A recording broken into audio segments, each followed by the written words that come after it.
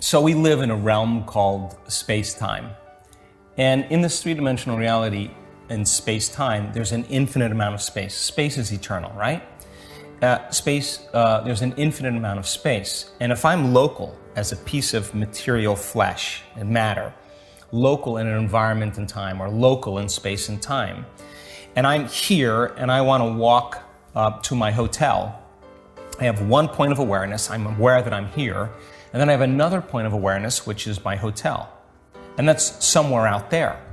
So I have to move my body through space, and when I collapse space, when I move through space, I experience time.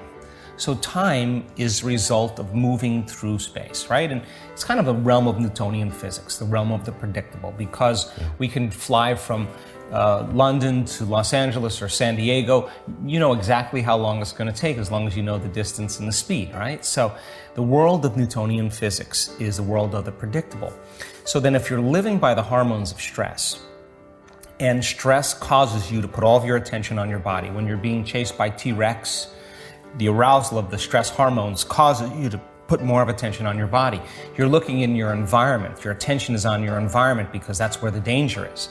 And you're thinking about how much time you have to get there. So if where you place your attention is where you place your energy, and all of your attention is on your body, is now localized in three-dimensional reality, you got to play by the rules of Newtonian physics. So you got to work hard to get everything you want. So then our research shows that when you take your attention off your body, all of your attention off your body, and you go from a somebody to a nobody. You take your attention off all the people in your life. Not that you have to stop relating with them, but you got to get beyond them, and you go from a someone to a no one because you're no longer identifying with anyone. You take your attention off of everything in your life, your cell phone, your computer, your car, and you go from something to nothing. You take all of your attention off where you're sitting, where you sleep, where you live, where you work, and you go from somewhere to nowhere. And you're not thinking about the familiar past or the predictable future. You're going to go from some time to no time. If you're taking all of your attention off this three-dimensional reality, then where you place your attention is where you place your energy. If you're not your body, if you're not the people in your life, you're not the objects or things or places or time itself, what are you? You're pure consciousness. So you teach people then that moment of getting beyond yourself is disinvesting all of your attention and energy out of everything known in your three-dimensional reality. What is going to happen to the mechanism here called your neocortex? You're going to begin to slow your brain waves down because you're not analyzing and thinking about any of those people or objects or things. And as you do that, your brain waves change from beta, which is the arousal of your attention on the environment and on your body and time. You begin to slow your brain waves down into alpha. Now, at the same time, we teach people how to take their attention off of everything material and from a narrow focus on the material world and begin to go from a convergent focus to a divergent focus, to open their awareness, the act of creating what's called a broad focus or an open focus. As you sense space, you don't analyze and think. Well, as you're no longer analyzing and thinking, you're no longer activating those circuits in your brain, and now you start seeing the brain move into alpha, but not any kind of alpha, a very coherent type of alpha. Now the brain starts to synchronize. The front of the brain starts resonating with the back of the brain. The right side of the brain and neural networks communities begin to resonate with neurons on the opposite side, and you start seeing this psychic union between two hemispheres.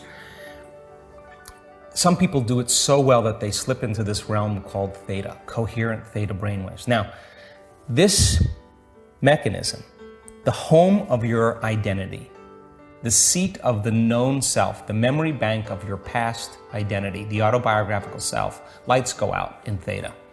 And the door between the conscious mind and the subconscious mind open, wide open. And now you're in the eternal present moment. And if you teach a person now to find a frequency of oneness and wholeness, if you teach them as consciousness that their consciousness can merge the consciousness of the unified field, and they can surrender their consciousness into a greater consciousness, they can lose themselves in nothing to become everything, and they can find that frequency, they can pay attention to it, they can experience it, they can become more aware of it, they can feel it, Every experience, every moment is laying down new connections in their brain for them to perceive more of it. If they do this properly, and their consciousness begins to connect to the consciousness of the unified field, now they're in that realm of the quantum, and in the realm of the quantum, time is eternal. You have an infinite amount of time. Now, imagine you have an infinite amount of time. If you have an infinite amount of time right now, you can get a lot of stuff done, yes? In fact, it's only equal to your imagination. So then, if here's a linear line of past, present, and future, if you took that from space-time and you turned it this way vertically, and Hawking talks about this, now what do you have? Past, present, and future happening when? In the eternal present moment. And so now, this is the realm that's beyond the senses. The stress hormones endorse the senses for us to become materialists. We narrow our focus on the three-dimensional world. You narrow your focus on the danger, on the cause. Now you're doing the exact opposite. You're opening your focus, suppressing the neocortex, the memory bank of the known self, and now you're tuning in with your autonomic nervous system. Consciousness is falling right into the limbic brain. Now, in this realm of time-space, all possibilities exist, and they're non-local, and you can't experience them with your senses. So, in a sense, there is no past lives. They're all happening in the eternal present moment. And so then, this is time travel. In time travel, you don't go anywhere. All you do is you move through time, and you experience spaces, dimensions, realities. So then, when you go from one point of consciousness to another point of consciousness in three-dimensional reality, the faster you go, the shorter amount of time it takes. In the quantum, your consciousness, there's no place to go because you're everywhere. You're connected to everything. And all you do is you change your frequency. And as you change your frequency, you change your connection to information. And now, when that limbic brain switches on, the pineal gland begins to become activated. Now the radio receiver is tuned on.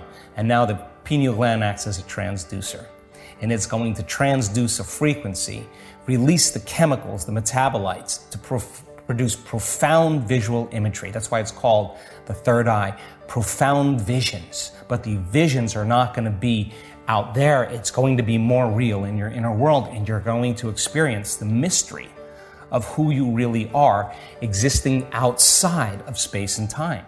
So just nothing different than being in a dressing room or a bathroom when there's two mirrors like this, and you look down and there's an infinite number of yous that go that way. Those are dimensions, and you come back to three-dimensional reality after you experience that, and you're no longer in that same room. You're in another room. It looks exactly the same as the past room, but something's different in your world. There's some synchronicity, there's some change, there's some uniqueness, and every time we do the work, we keep moving into another dimension. So then, all possibilities exist in the eternal present moment, and they exist as thought because the quantum is the realm of thought. So it's not like you create anything there. You just become aware of what already exists. Right. You put your attention on it, and you begin to experience it in that realm, whatever you experience in that realm beyond space and time. And you can begin to emotionally embrace. That must manifest in three-dimensional reality. In this space and time, it's the law. Now, getting people to do that and getting better at it, we're starting to see that people can begin to create from the field instead of from matter. So yeah, possibilities for health exist. Possibilities for wealth exist. Possibilities for mystical experience exist. But you got to be able to linger there without a name, without a face, without an identity, without an emotion, without a problem, without a disease, without a diet. You can't enter as a somebody. You got to pass through the eye of the needle. And the passing through that eye of the needle is a nobody. That is pure consciousness. So then, teaching people how to do this, and when they start understanding it, they're not going to give up on themselves so easily. They're not going to quit so quickly. And if I got 1,000 people or 1,500 people and I'm inspiring them and they're going a little further every day, this is what I know. Every time they go a little further into the unknown and they come out of it safe and they feel like they've gone somewhere, they love themselves a little bit more. It's no longer, I always say there's no such thing as a bad meditation. There's only overcoming yourself. You give it your best, the next one's going to be better. And you just keep practicing, and you keep carving away all the things that you were doing unconsciously. And all of a sudden, the formula gets more pure. all of a sudden it gets easier. It's no different than learning any skill, like golf or whatever, martial arts, dance, whatever. You got to stop doing certain things and you got to start doing something differently. And that's what we want to do. We want to keep teaching people how to overcome, and then they start becoming, right? That's the side effect of it. So then when you have that mystical experience and you can't wipe it off your face because you're realizing you're not that linear being living a linear life, you're a dimensional being living a dimensional life, you're going to take politics a little less seriously. You're going to take the news a little less seriously. You're going to take television commercials as a joke. You're going to see through all of that illusion because you're going to realize everybody's playing by the limited laws.